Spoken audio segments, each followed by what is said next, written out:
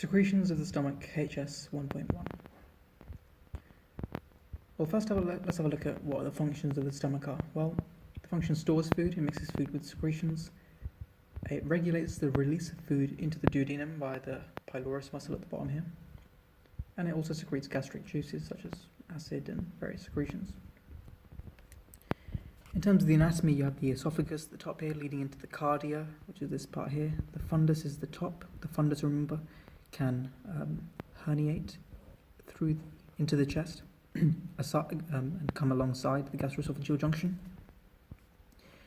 The corpus makes up the main body of the stomach, the antrum here, and the pylorus. And the antrum is a thick muscle wall for propulsion, grinding, and retropulsion back.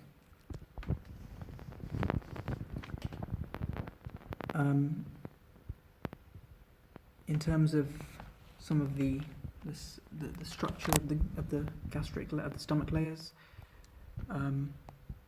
you have the mucosa here at the top, and the mucosa has these glands called the gastric glands, with the opening at the top.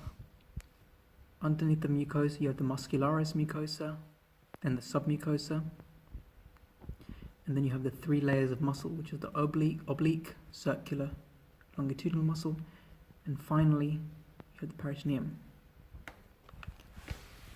The stomach also has various cell types. So this is the gastric gland, as I showed in the mucosa, with the opening to the gastric gland and the stomach lumen over here. The mucosal cell in the neck and the mucosal cell at the top. These are the mucosal cells. The parietal cells are sort of triangular shaped. They're sticking out a bit further from the mucosal cells. The chief cells, they're significantly, notably bigger than the other cells, the big guys. The D cells, they're sort of these flattened cells on top of the layer of other cells, and the G cells, which are at the bottom, very triangular shaped, they're the G cells. Also, you have the EC-like cells, enterochromaffin-like cells. These are circular, and again, these are like the D cells. They're sort of that outer layer. What do the cells produce? Well, the mucus cells, as you can probably guess, they produce mucus. They also produce bicarbonate, which neutralizes the epithelium cell wall. The parietal cells, which are basically the most important cells of the stomach, they produce the acid, but they also produce something called intrinsic factor, which is for vitamin B12 absorption. Vitamin B12 is necessary for red cell proliferation. The chief cells, which are these big guys, they produce pepsinogen, which is then converted to pepsin for protein digestion, and they also produce lipase for fat digestion. D cells produce somatostatin, which inhibits acid production, and G cells produce gastrin, which stimulates acid secretion. The G cells and the D cells, which are at the bottom, they're the endocrine cells of the gastric glands. The E cells, EC-like cells, which are these small things here, they produce histamine, which secretes acid.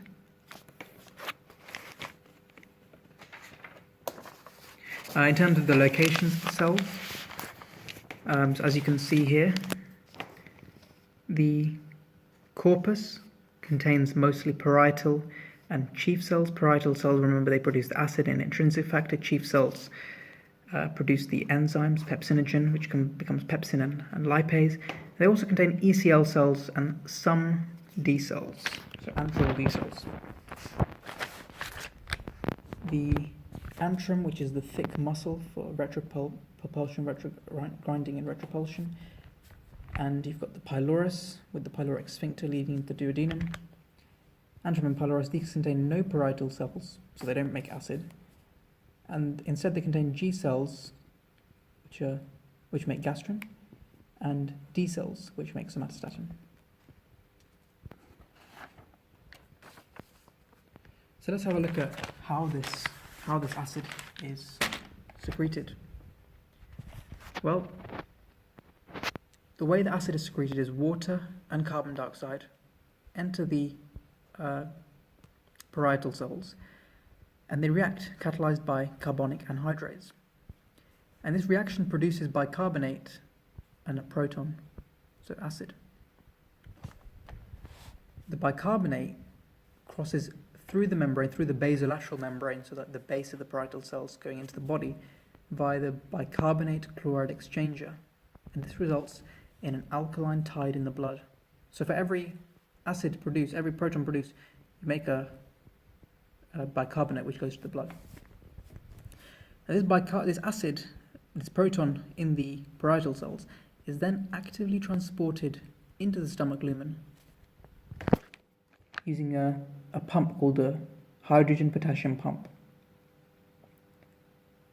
So the potassium comes in and hydrogen goes out, and it's recycled via the potassium. Then is recycled via potassium channels.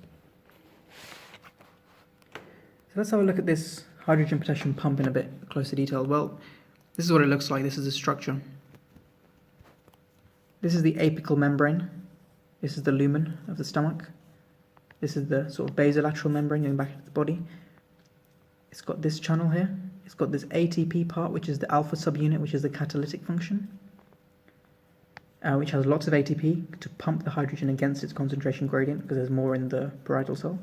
And it's also got this part here, which is the beta subunit. So alpha subunit, beta subunit. The beta subunit, this allows the targeting to the apical membrane, allows it to stick to the apical membrane. So if we have a look at that overall, water comes and carbon dioxide enter and react via it's catalyzed by carbonic anhydrase, creating bicarbonate, which leaves into the blood via chloride bicarbonate exchanger. And you've got hydrogen, which leaves the cell into the lumen and via a hydrogen-potassium pump, which can be inhibited by a proton pump inhibitor, such as omeprazole. Potassium comes in and then is recycled via potassium channel. The chloride which exits through the apical membrane, reacts with the proton to form the acid.